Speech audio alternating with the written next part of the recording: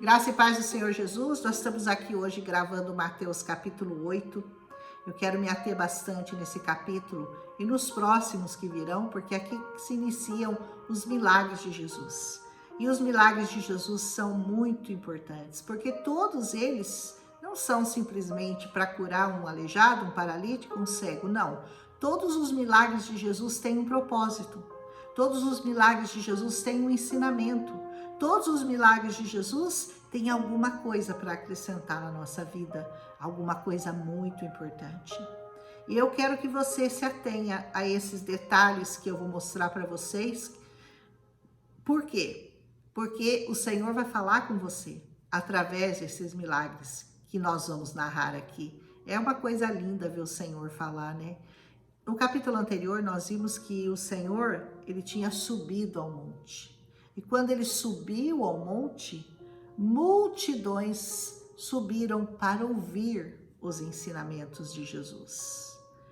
As pessoas são atraídas pelo ensinamento de Jesus. E quando ele desceu, a palavra de Deus diz aqui em Mateus 8, quando ele desceu do monte, as grandes multidões o seguiram. Quando você ouve Jesus, é impossível você não segui-lo. É impossível. Quando você ouve aquele ensinamento com o Sermão da Montanha, quando foi pregado pela primeira vez, você já imaginou que coisa linda que deve ter sido? Hoje a gente fala dele com certa naturalidade, mas aquele sermão é tremendo. Aquele sermão traz ensinamentos ilimitados, imensuráveis para qualquer um que se atenha a um minuto a dar ouvidos àquilo que o Senhor está ensinando. Então diz que as multidões o seguiram. Grandes multidões vão seguir aqueles que pregam essa bendita palavra. Mas ai daqueles que a pregam por interesse, por vantagem própria, porque o Senhor Jesus fazia isso para fazer a vontade do Pai que está no céu.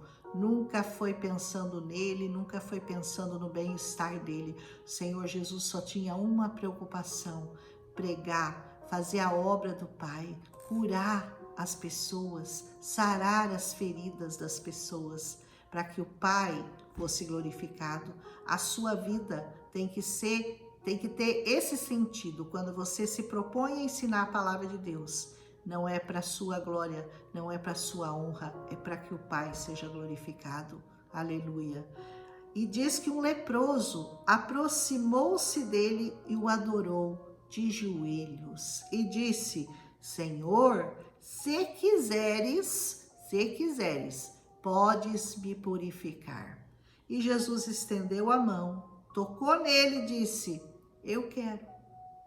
Olha que coisa linda, eu quero.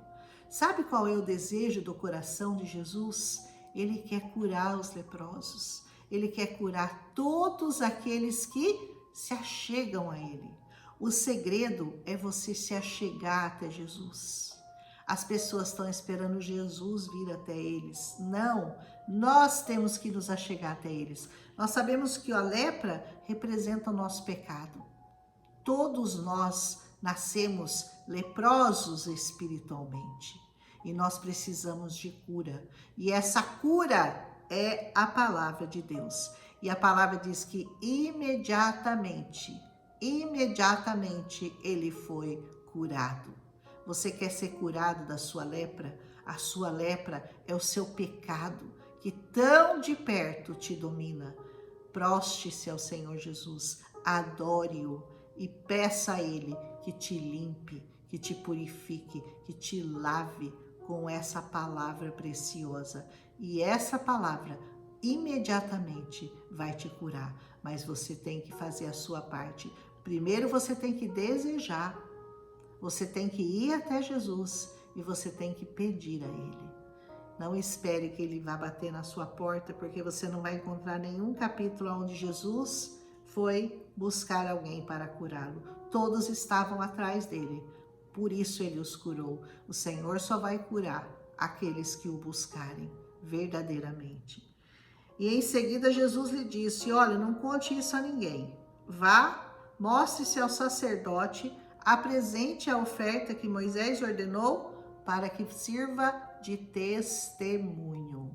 Aquilo que o Senhor faz na sua vida, aquilo que o Senhor cura na sua vida, as lições que o Senhor te ensina, muitas experiências que o Senhor te dá, Ele quer que você seja um testemunho vivo daquilo que Deus pode fazer em você e daquilo que Ele faz. E Ele faz com alegria, porque Ele tem prazer em te curar. Ele diz, eu quero, seja limpo.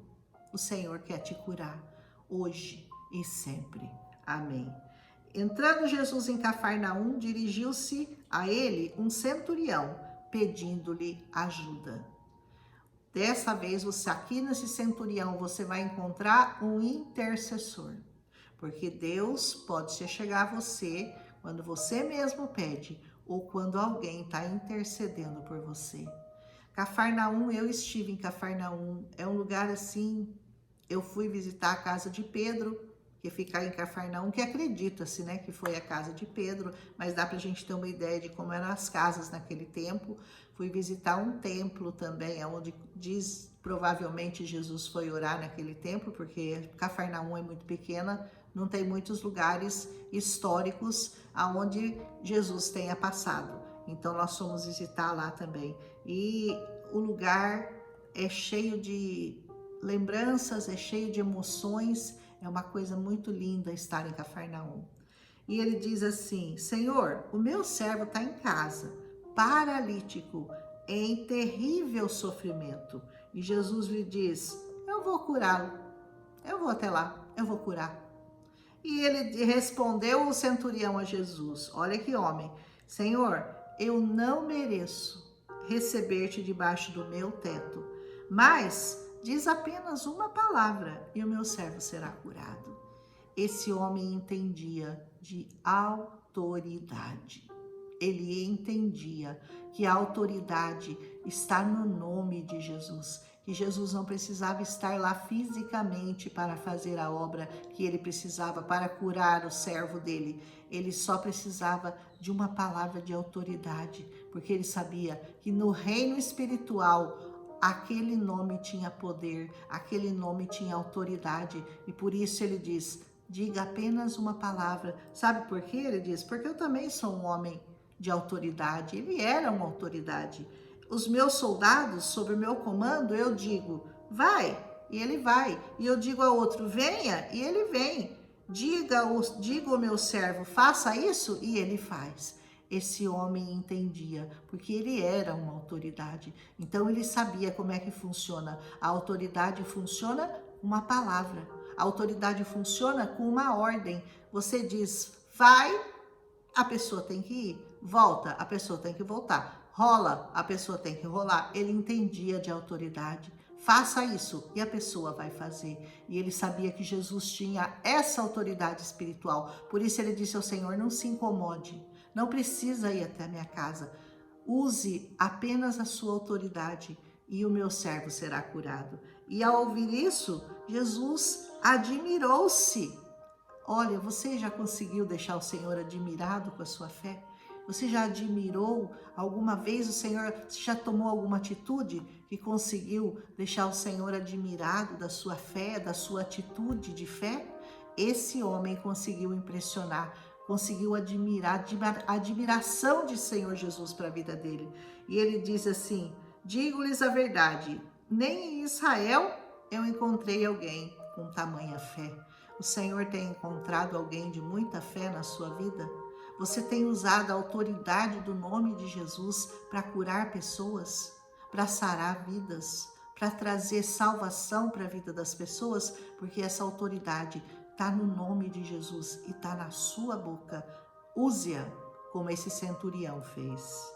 Eu lhes digo que muitos virão do Oriente e do Ocidente, como nós, né? Os que viemos do Oriente e do Ocidente, e se sentarão à mesa com Abraão. O que eu falei no primeiro capítulo?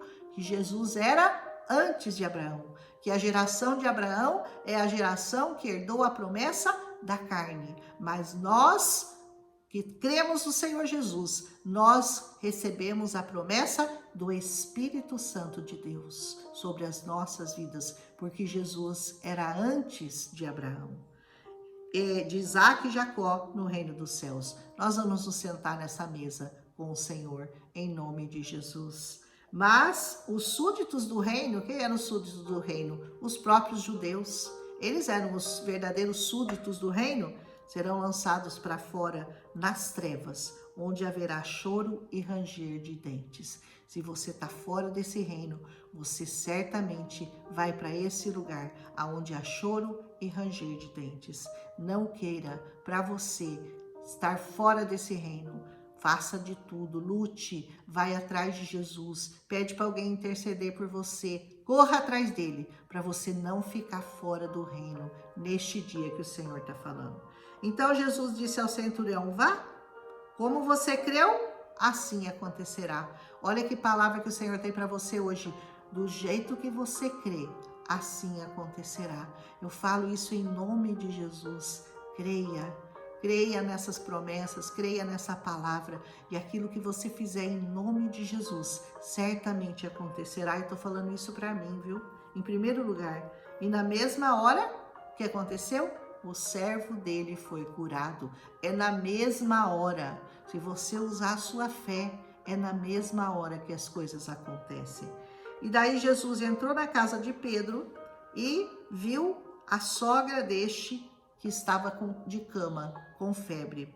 Tomando-a pela mão, a febre baixou. Claro, né? Você pega na mão de Jesus. Aqui não foi nem o nome, aqui ele pegou na mão. As mãos de Jesus hoje são as suas mãos. Você é que carrega esse nome, você carrega essas mãos onde elas tocam, elas têm que curar as pessoas, porque a autoridade que foi colocada sobre você, sobre nós, sobre a igreja de Cristo nessa terra, a febre a deixou. Terceiro milagre em um único capítulo, e ela se levantou e começou a servi-lo. Seja curado hoje da sua febre espiritual e comece a servir Jesus. Comece a servir ao Senhor imediatamente. Deixa Jesus tocar na tua mão e Ele vai te curar no corpo, na alma e no espírito.